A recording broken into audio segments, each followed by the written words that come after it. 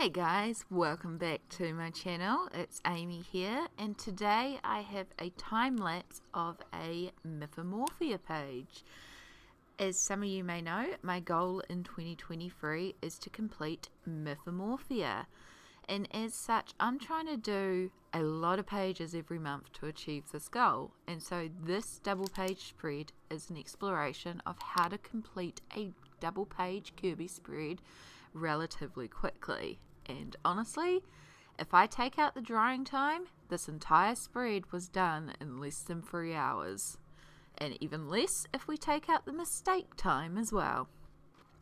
So as you can see, I'm using a bunch of wet media on this page. So the first thing I did off camera before this was even started was apply a lot of gesso to this page. There was 2 coats of a transparent gesso which was applied and led to dry, and then on top of this dried gesso I worked a lot of wet media.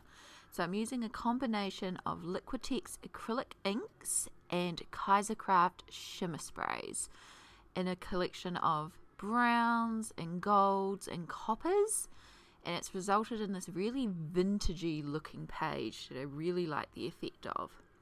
And then my idea was to use a black and white pencil and just go in and do some subtle shading, which is what I'm trying to do here. And I'm just using my student quality Faber-Castell classic colours, but the water soluble ones. And at first this was working. It was going to take a little bit, but it was working.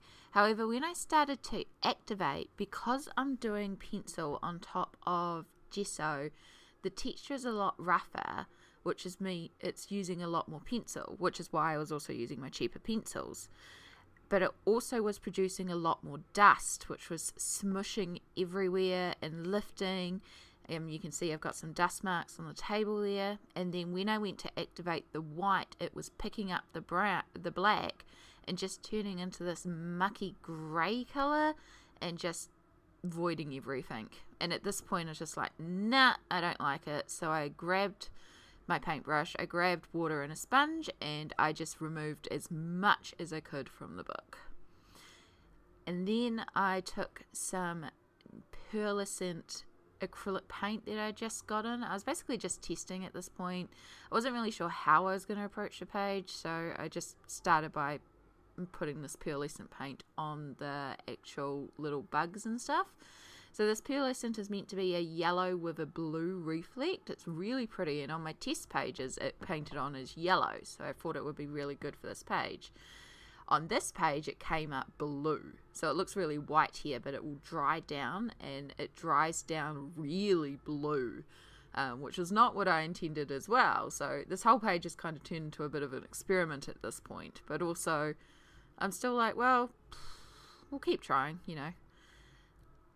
I still like how it turned out, don't get me wrong, it's just not how I envisioned. I probably should have pulled out like the acrylic gold or something just to really keep with those brown tones, but then again, this is the only colour on the page that isn't brown, so it does mean that these little creatures really pop, especially when the light hits it. It's very shiny and transparent and pretty. And then I also did Kerby's signature. And so at this point I was like, well, I need to go in and I do want to add some contrast, but I don't want to work with pencils. So I grabbed some cheap acrylic paints in just black and white, and then I grabbed some water and I put water in each well, and I created some very watered down acrylics. So the black is, as you can see, start working quite transparent, but as I move through the page I do start getting darker and darker, and this worked really well.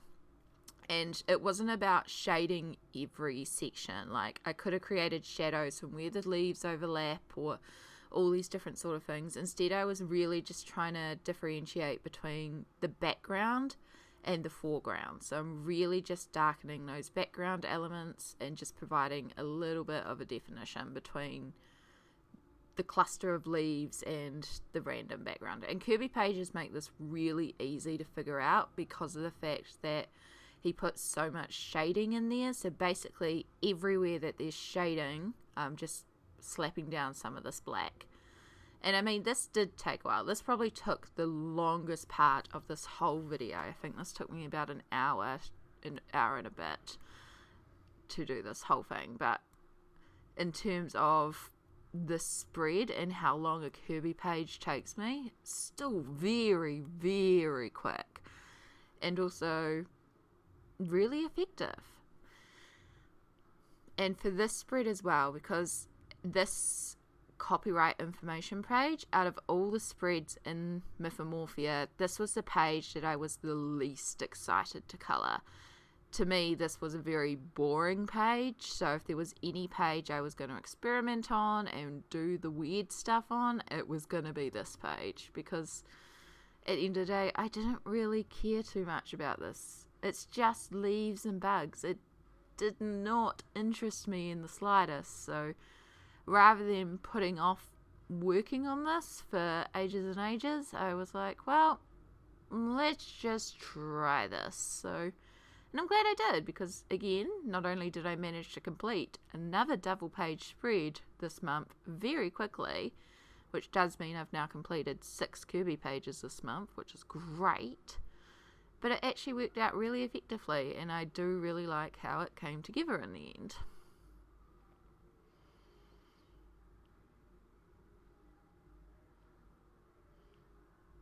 So yeah, I currently am with this page, this double page spread being completed, I am now at 24% of Mythomorphia completed.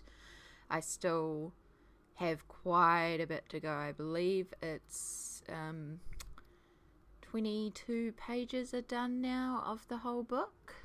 So yeah, there's still quite a few more pages to go. I've got another double page spread that is in progress, but that I can now slow down on, because the goal each month is to do 6 and a bit pages, and between having completed the Chinese dragon as a buddy colour, the Cerberus piece that I've been working on, and then this double page spread, I have technically hit my goal for the month.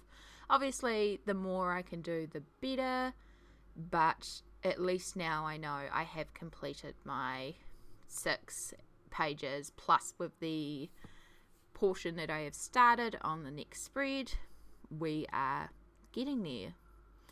So if you haven't seen it, I did put up a completed works tour, and that includes one video just dedicated to my Kerby books, so you can actually see my progress in Mythomorphia prior to this month, all the completed pages. And at the end of the month, I will put up a time-lapse, not a time-lapse, this is a time-lapse. I'm recording this at 2 a.m, bear with me. It's the only chance I've had to record this voiceover. At the end of the month, I will put up the what I coloured this month video, and you'll get to see all the actual pages in detail that I have coloured this month. There's been a bit. It's been a very, very busy month, but it's been interesting over here at the moment. There's been a lot of stress colouring. Oh, goodness. So yeah, this is where the background area starts to get a little bit more difficult. Just as we head to that darker area where some of the pencil residue has remained behind, it does get a little difficult to tell where is actually dark and where is just dark pigment from those pencils. But we do kind of figure it out in the end. And I actually quite like the dark residue. It ties in some of that darker browns that are in the page a bit more and helps bring it together. So by watering down the acrylic paint as well and having a little bit more translucent, it still gives that idea that it's dark, but it's not like a contrasty dark black as well. Although this would look good in dark black, and if you are the type of person to do so, you could also cover up the copyright information, like those circles in the middle. They would be really pretty to sort of black out entirely, and then you could put your own image in there as well, which was another concept I had, to actually block out that information, paint it, and then either like decoupage in something or pull out something from my scrapbooking, or there was a few different options that I thought about placing in there. But at the end of the day, I decided to keep the copyright information in there and just focus on making sort of like a vintagey texture type effect on the page, which I really feel like came together. The only other thing I was contemplating doing with this page is also grabbing out my distress inks and using them around the edge to darken some of the edges, but because of the fact that I've used that gesso and it's super thick and textured around the edge, I just don't think the marker pads or the brushes will respond well to the page. So I thought about also grabbing out maybe chalk pastels because of that texture. It would work quite well, but it would be the same thing. But if it was the final step and just around the edge and then I sealed it afterwards, it wouldn't matter so much, but it would be very similar to the pencils with all the dust getting everywhere. And honestly, I don't like the messiness of those sort of things. I don't like the feel of the pencil dust and the messiness getting everywhere, and it's yucky. Yeah, I don't normally work with paint as well. Like I'll throw a bit of watercolor in that around, but working with paint is not my go-to. I do like my pencils and my dry media. Alright, and at this point I start working with the white. So at first the idea was that I'd use a brush with the white, still watered down a bit, and then I'd take a second brush and dip it in the water and sort of bleed it out, because I thought, oh no, we need to do really subtle light highlights. But then I just realized that you couldn't even see it and it wasn't really working that well, so I started playing with doing bolder highlights, and I actually really liked how that worked. Now technically I could have done this with a gel pen, which I realized, you know, about a quarter of the way through this, but at that point I'd already poured out the paint, been working with the paint, and was like, well, we'll do the paint. But by working with the paint, I do have a bit of transparency that the gel pen wouldn't give me. It would be very stark, so I do like how the effect of the paint and the different textures of the lines and stuff, although by the end my hand was hurting like crazy, so some of my lines get very thick very quickly.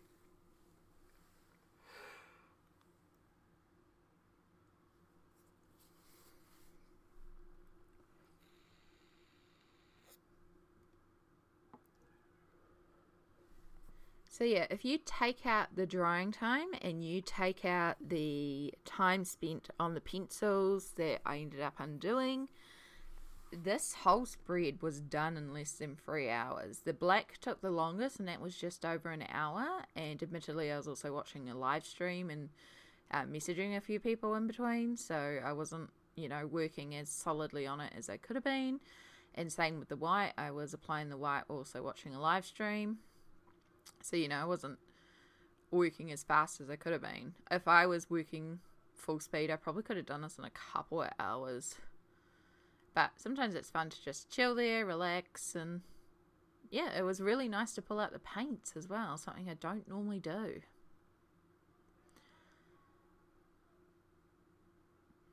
And I am having a mind blank of the name. I follow so many colorists now on YouTube. I know coloring's in the name. I think it's My Colourful Country Life. I think it's her channel.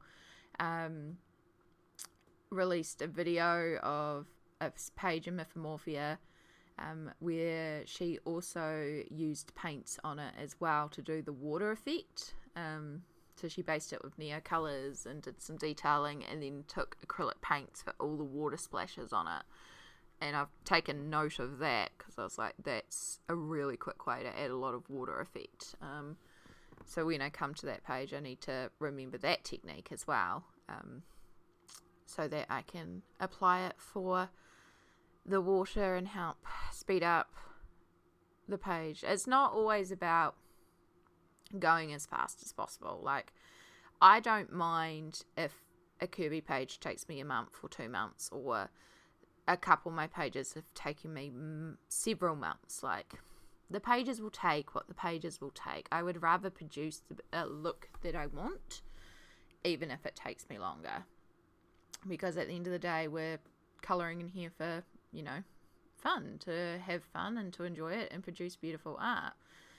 And the fact that this double page spread came together so fast was just a bonus on top of the fact that I was very much experimenting with a page that honestly I wasn't that excited about. But once it all sort of came together, I really liked the effect of it, and I feel like it came together pretty effectively too.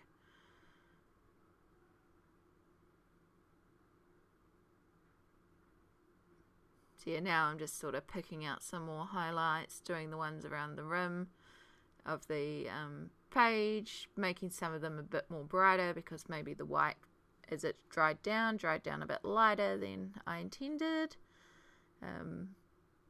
And then I also start using the white in like a more intense capacity to add highlights on those shimmery little bugs. Not that you can see too much with the light reflect here, but yeah. But I really do think this came together really well for how quick it did, and I get to mark another page as completed, as said. So yeah, so as we head into March, there will be a lot more pages. I'm planning on doing a actual hashtag for March of Mythomorphia Madness or something like that. I don't know, I've got to work it out, but yeah, the goal in March is to get a lot more pages done in this lovely book because, you know, Mythomorphia 2023, we're doing it, we're completing it. So I hope you've enjoyed watching this time lapse. Thank you so much. Be sure to like, comment and subscribe if you're not already. It really helps with the videos and the algorithm and all that sort of stuff. Thank you again for watching, and I'll see you in the next one.